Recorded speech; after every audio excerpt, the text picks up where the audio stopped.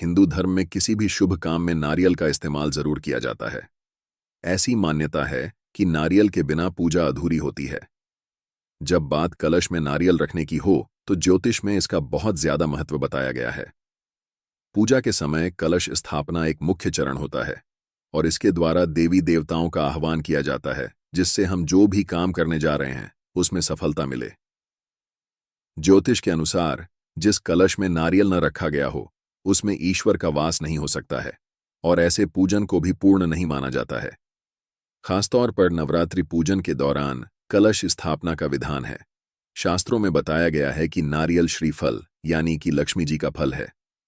पौराणिक मान्यताओं के अनुसार भगवान विष्णु जब पृथ्वी पर प्रकट हुए तब वो अपने साथ 3 चीजें लाए, जिसमें पहली माता लक्ष्मी थीं, दूसरी कामधेनु गाय और तीसरा नारियल का वृक्ष था।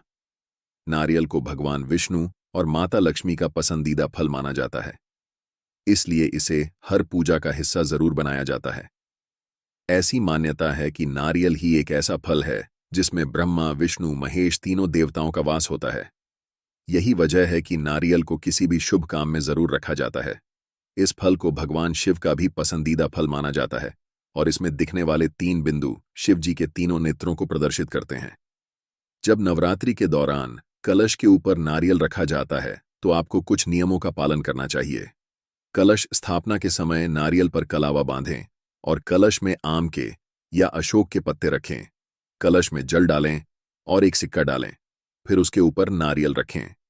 इस तरीके से नारियल स्थापित करने से पूजन सभी देवी देवताओं को स्वीकार्य होता है और घर की सुख समृद्धि बनी रहती है। नवदुर्गा, जिन्हें आदिशक्ति, जगत जननी, जगदम्बा भी कहा जाता है, भगवती के 9 मुख्य रूप है, जिनकी विशेष पूजा व साधना नवरात्रि के दौरान और वैसे भी विशेष रूप से करी जाती है। इन 9 दुर्गा देवियों को पापों की विनाशिनी कहा जाता है। देवी दुर्गा को महिषासुर को हराने में 9 दिन लगे और उसी अवधि के लिए नवरात्रि मनाई जाती है। ऐसा माना जाता है कि युद्ध के प्रत्येक दिन के दौरान देवी एक अलग रूप में प्रकट हुईं, जिसके परिणाम स्वरूप त्योहार के दौरान 9 अलग अलग देवी की पूजा की जाने लगी। चैत्र नवरात्रि में 9 दिनों तक देवी दुर्गा के विभिन्न रूपों की पूजा की जाती है, जिसका समापन 9वें दिन रामनवमी के उत्सव में होता है।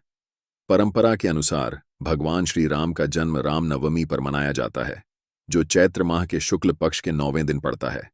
यह दिन हिंदू धर्म में विशेष महत्व रखता है क्योंकि यह भगवान विष्णु के पुरुषोत्तम श्री राम के रूप में सांसारिक अवतार का प्रतीक है, जो हर घर में पूजनीय है।